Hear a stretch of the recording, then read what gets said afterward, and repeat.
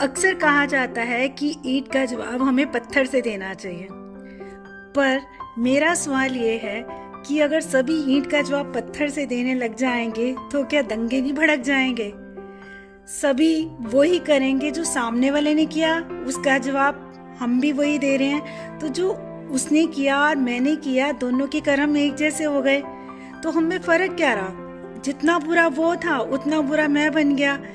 किसी ने पहले पत्थर उठाया या किसी ने बाद में उठाया, दोनों ने तो बदला बराबर ले लिया ना, तो फिर फर्क क्या है इसमें। मैं ये मानती हूँ कि सामने वाला गलत करे तो उसका जवाब देना चाहिए, लेकिन हमेशा ये नहीं कि गोली का जवाब गोली से दो। कभी दिमाग से भी देना चाहिए, सोच समझ के देना चाहिए। इस तरह देना चाहिए कि सामने वाले को अपमानित भी महसूस हो और वो गलती दोबारा करने की कोशिश भी ना करे। लेकिन खून खराबा करना, गाली गलौज देना, मारना, पीटना, अपमान करना, अगर ये सभी करने लग जाएं तो भैया कलयुग तो तभी शायद आया है इस दुनिया में, जो एक दूसरे के साथ बदले की भावना हमारे अंदर रहती है हर समय।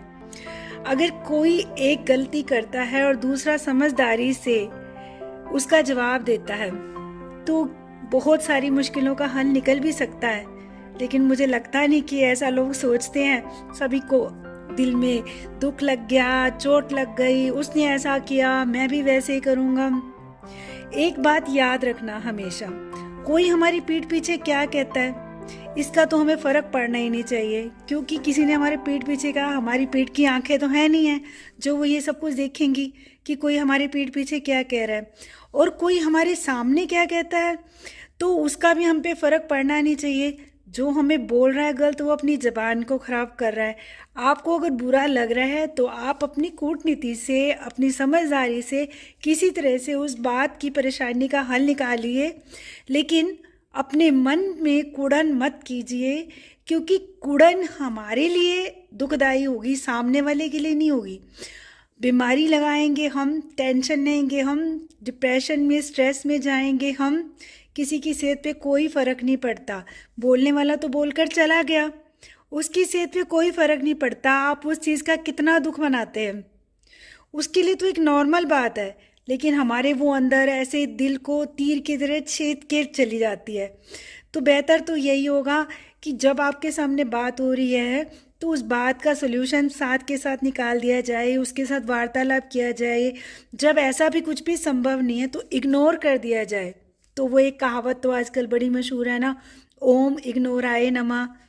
तो बेस्ट है कि यही मंत्र का जाप कर लिया जाए, ओम इग्नोराय नमः।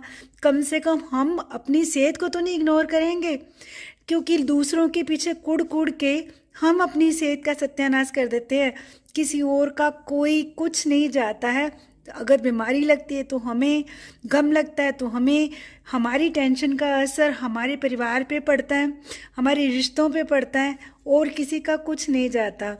तो बेहतर तो यही होगा कि अपने मन को शांत रखें, और सामने वाला बकवास करता है, बुरा करता है तो उसको करने दो भैया, उसका कर्म है, वो गलत इंसान है। ऐसे लोगों से दूर रहना भला, ना कि अपने आप को परेशान करने की ज़रूरत है।